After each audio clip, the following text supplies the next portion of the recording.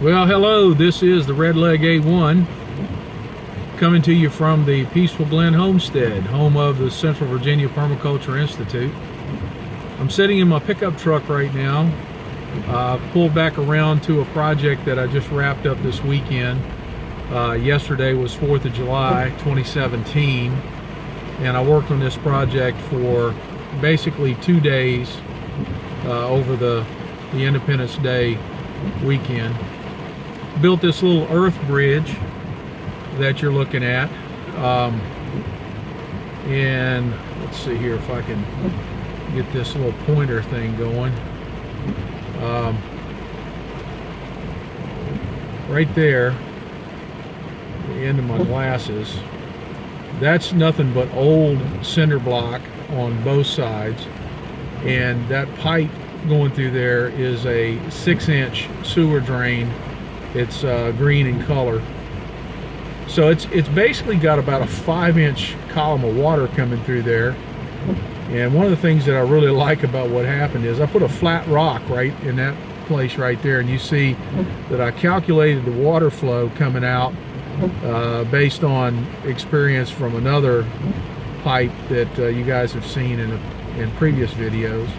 And that water hits a flat rock, and rather than it just hitting the dirt on the other side and washing it all out, it's doing exactly what I expected it to do. That flat rock was just basically a piece of concrete, probably 2 inches thick, and it's approximately 14 to 18 inches in circumference, diameter.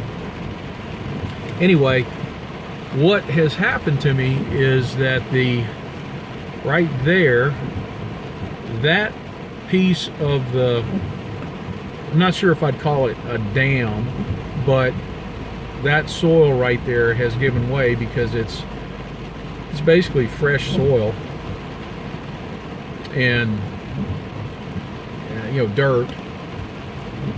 So the water level rose to a point where it broke through that place right there. Plus, in previous videos, you'll know that you guys have seen that back over in this area, that's the corner of my property and my neighbor's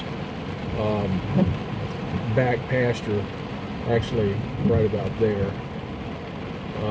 No, that's not it. Oh, it's actually right there.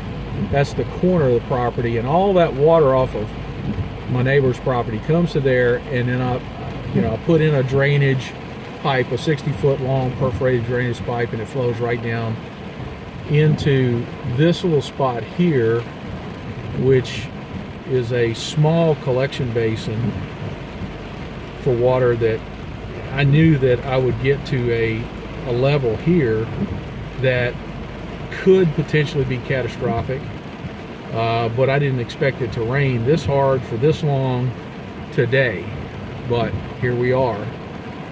And what's really happening though is the water, all this massive amount of water is flowing off my property from the left side of the screen, flowing downhill pretty fast right about through here, and in between that bluish black barrel and where I have that drainage pipe in is a low spot, and all that water from back uphill by my house is flowing right down here, and it's flowing right past that mound of wood chips and right on the other side of the wood chips, and it's coming through right here. So we have a confluence of water coming off of the drainage pipe, water coming off the property right here, and it just blew this whole area out. So what you're looking at there is I had probably, I don't know, maybe 8 to 10 inches of dirt that I had just put there, and all that's washed down into the pond, which is back over here to my right. So I'm losing, I've lost, I don't know, maybe 2 or 3 yards of dirt there. But whenever this rain stops and it dries up, that will become a more compacted location, and then I can continue to build on it. I'll get a lot of excavation out of you know, this pond and this area. This pond will dry up this summer, and the edge right over here flowing into the pond, that'll all dry up, and I'll do some excavation out of that area and build this all back up. Ultimately, the plan is to protect against this huge rain event overflow right here in this area. I'm going to lay down I'm going to cut a small pond, probably no more than 12 inches deep, and I'm going to line it with a rubber liner. And actually it's going to be not much more than a ditch that will flow over into this yellow containment pond right here, which I bought this real cheap at an auction event, and it's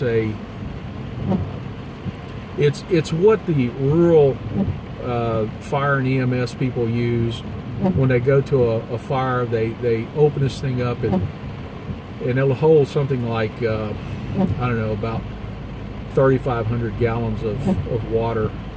It's only 24 inches deep. So the plan is to let that overflow come into here, and then I've got it designed so that the water will actually flow over the standpipe. You can't, yeah, you can barely make out that standpipe right there. No, that's not it.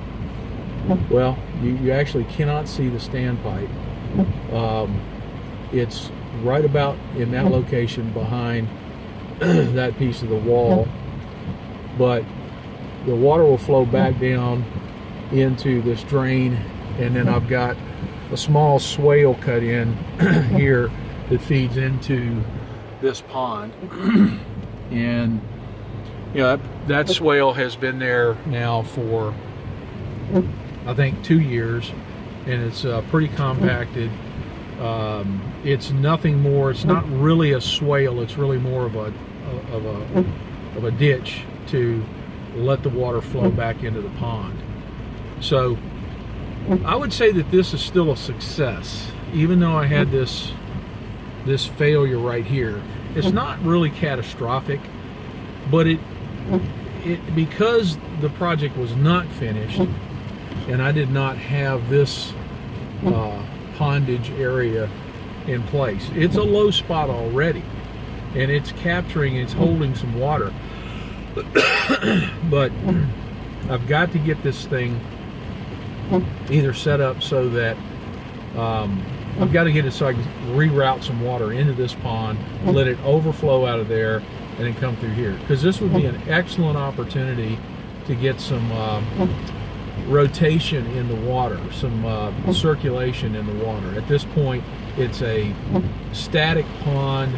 I have nothing going on there, just the infrastructure is in place, and that's it. We'll show some more updates on that, but still, I like what I see here. This thing is doing what it's supposed to do. I particularly like the way that water's coming out of there and it's hitting that piece of rock. It'll probably erode soil from around that flat rock, and I'll have to go back in there and put more in. And I'll have to do something in addition to what's there already to keep the thing from completely blowing out. I'm talking about the rock and, you know, the movement of dirt underneath the rock. But it's a good, it's not necessarily a start, because I've been working on this project for over 2 years now, actually 3 years, and I have to do stuff like this whenever I have time to do it. Okay, that's all for now. This is the Red Leg A1 out here. Thank you.